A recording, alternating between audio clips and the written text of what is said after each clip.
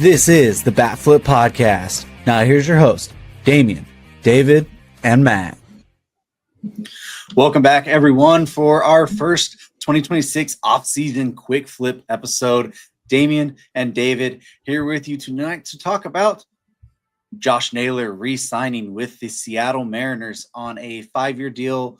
The official number isn't out yet, but looks to be $90+ million, somewhere in that $90 to $100 million range. And as Kenneth says here, let's go. So excited for Seattle Mariner fans here. Naylor was a fantastic fit there with the Mariners. But I'm just excited, man. We got free agency news early this year. I think the first big free agent last year was Blake Snell on like November 26th or something, 27th, somewhere right around there is when he posted that. We're a little early this year, November 16th. So, David, I know as we're here Saturday or Sunday night, getting ready to watch some Sunday Night Football, you get the notification. What were your first thoughts? I mean, this is an obvious one, right? This was a very good fit. You would think. Yeah, I didn't predict it, but the whole rest of the podcast predicted it. The only reason I didn't was because I felt like the DePoto comments might have been a little bit misleading, I guess. He was saying how they needed to go get their next first baseman. Turns out that was just the guy they already had in the locker room, right? Like they have worked really hard to keep Josh Naylor, and that's really exciting because, I mean, it was a great fit, right? He mashed all the way through the playoffs, stole 30 bases on the season, right? Like kind of inexplicably. Mariners fans loved him. Every single one I've talked to said they wanted him back as priority one this offseason. And I was a little like, Polanco's there too. And, you got some additional offensive pieces you could go get, but Eugenio Suarez also a free agent, but like them going to get Naylor this early means they were really confident in one, getting this deal done, but two, the player that they're going to be keeping in Seattle for long term, making him the target over Suarez and Polanco. I mean, this was their guy. Yeah, I feel like Naylor was the most obvious one that like he wanted to be back in Seattle. You always felt like Suarez's market was going to drag on a little bit. Polanco, who knows, But what Naylor did there in Seattle, I mean, we're talking about a guy who in 54 games for them had 1.8 WAR, right? More than his 1.4 WAR in the 93 games he had with Arizona. He hit 299, 341 OB on base percentage, 490 slugging, and a 137 WRC plus in Seattle in those 54 games. He had 19 stolen bases. Like you mentioned 30 of them. 19 of them came in 54 games with the Mariners there. And then that doesn't even include his postseason, which in 12 games he hit 340, almost a 400 on base, over a 550 slugging, a 176 WRC plus, 3 of those homers there. Naylor's just such a good fit into that lineup. It seemed like a great fit in that clubhouse. You've seen the energy he brought. Everyone there seemed to love him. You've already seen on the Mariners posted like a little teaser tweet, like a little emoji or something like that. And players are under it like, let's go. Like, we're so happy. Like I saw JP Crawford, Brian Wu, bunch of other people. But I mean, I think this for the lineup, right? That you now have Cal Raleigh, you have Julio Rodriguez. Now you got a guy who sits there and is going to be a bunch of protection for them in Josh Naylor. And they can still add on to that as well, right? Mm-hmm. But they've needed left-handed sluggers. Naylor fit really well there. It was too perfect to let go. That's why, I mean, Matt and I both had him going back there. I had him getting 4 years, but I think the 5th year, giving him the 5th year at this moment is what got that deal done right now here on November 16th as it is. Like I said, we haven't seen the AAV number, but I wouldn't be surprised if this was like hey, we'll have like a 4 for 80 or 4 for 90. Like, let's just throw a 5th year on there and lower that AAV number down a little bit. You get the extra year and we get to lower the AAV, and there we go. Right. I mean, Josh Naylor, that's the thing, right? Is he's still a young guy, 30 years old. 28. This is kind of, he's 20, he's young. This is his first big deal, right? Yep. So first time through free agency. This is a guy that has the bat to ball skills to die for, and their potential has always been there to have a little bit more in terms of power. Hit 30 home runs, I think, one time, but it never strikes out, right? He's such a great plate appearance guy, right? He's going to make the pitcher pitch, throw a lot of pitches in that plate appearance. He's going to work the count. He's going to get his walks. Obviously, he's going to steal his bases too, right? Even though he's not the fastest guy in the world, he's got good instincts on the bases. Just complete player, good defender at first base too. He's really rounded the corners on that as well since moving over to Seattle. But even the last couple of years, right, last year in Arizona too, he was pretty good there too. And I remember really liking the trade to Arizona for a lot of the same reasons that he fits really well in Seattle, right? Arizona's lineup was so right-handed, and they go and get a lefty to replace Christian Walker.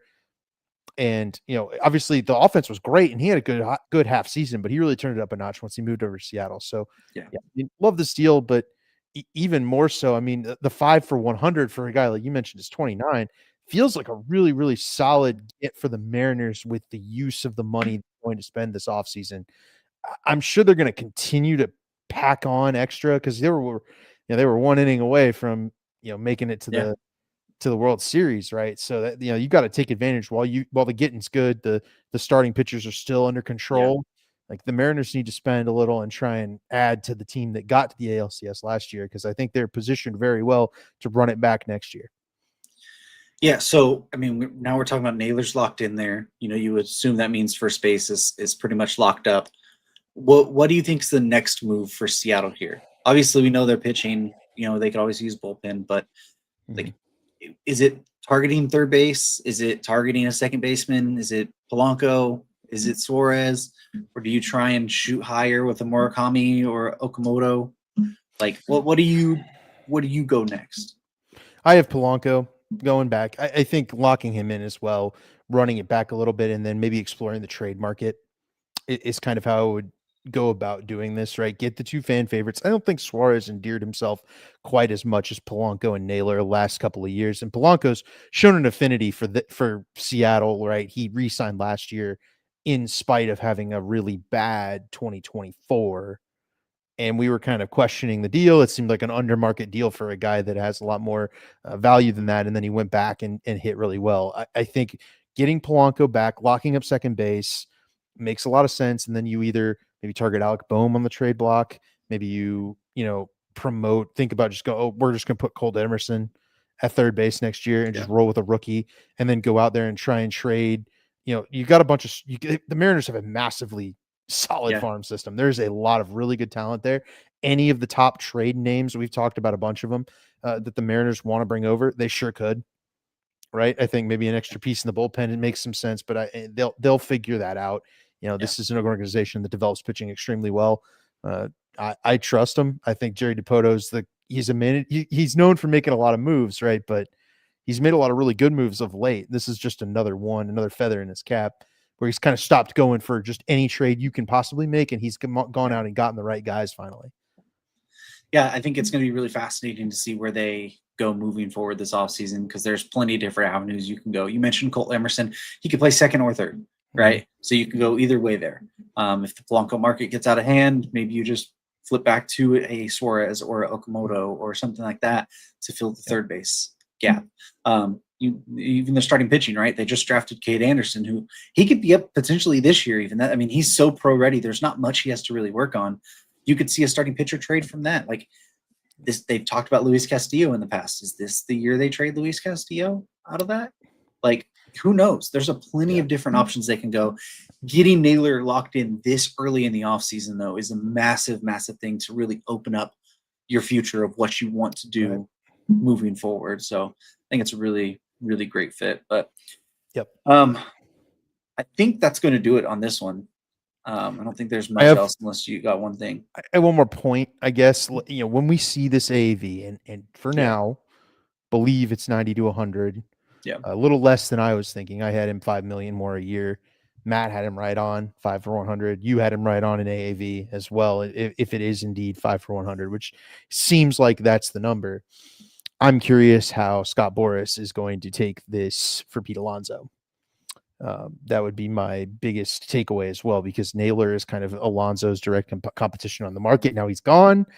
Every team that's hunting a bat, and we've talked about a bunch of them over in our free agent predictions episode, they're going to be hunting Pete Alonso. Now Scott Boras has a number to point to and say, hey, my client needs to get more than this number at least, right? At 20 million a year. That number's not very high. No, I had him at 25 a year. Yeah. I thought that was still pretty reasonable. 20 million a year is I mean, that's pretty reasonable for the skill Naylor brings in terms of ability at plate appearances and contact and all that stuff. Pete Alonso is like a completely juiced version of that, but without obviously the sneaky stealing bases, which Right. that might be fluky, and then the defense at first base. Naylor's definitely at first baseman. Alonso's maybe not down the stretch in this contract. Yeah. I think teams might be pointing to this and saying, your guy, he's probably 25 million a year, right? Odds are Boris is trying to get Alonso like 200 million. And we didn't predict that in our predictions. I think you have him for 5 for 150. Yeah. Like I have him for 30. Yeah, that seems like, at this point, I am getting over 30 a year. Mm-hmm. But for a shorter contract, I'm sitting here wondering, I think we might be overshooting it. I don't know. And it might take a long time because Boris is going to try to play this market up. But I'm thinking to Alonso with this contract now in mind. And it's like, this is a very reasonable deal. Felt like we slammed it right on the money. Did we overshoot Alonso? Maybe. I mean, it's definitely something to look at. And also the thing you have to also keep in mind is that Murakami is out there with potential first base as well. He has the posting day with 45-day deadline, which I think is around early November or early December or mid-December, I think, actually. And I believe he's a Boris client too. Yeah. So that could also directly correlate to where, like, well, if you're not in on the Alonso market or you maybe, if you're not in the Murakami market, well, here's the Alonso number. Mm-hmm. And go from there. Like, he kind of controls that little part of it. So it's going to be interesting to see how it all kind of wraps up with that. But if you guys enjoyed this quick flip episode, don't forget to subscribe, like this one. Let us know what you think about Josh Naylor going back to the Seattle Mariners. And go check out our shorts as we're putting all of our free agency predictions out there. The Josh Naylor one was supposed to go up at 8 o'clock tomorrow morning, West Coast time. So he beat us to it. But we did a whole episode. If you want to check that one out, it's back in the feed. Just go to the last live episode for this one. Check out all those. And don't forget to like, comment, subscribe on this one so you don't miss any more breaking news, as we're going to be doing these breaking news quick flip episodes for as many times as we can this offseason for news that needs to do it. So thank you guys for tuning in, and we'll catch you guys back on the next one.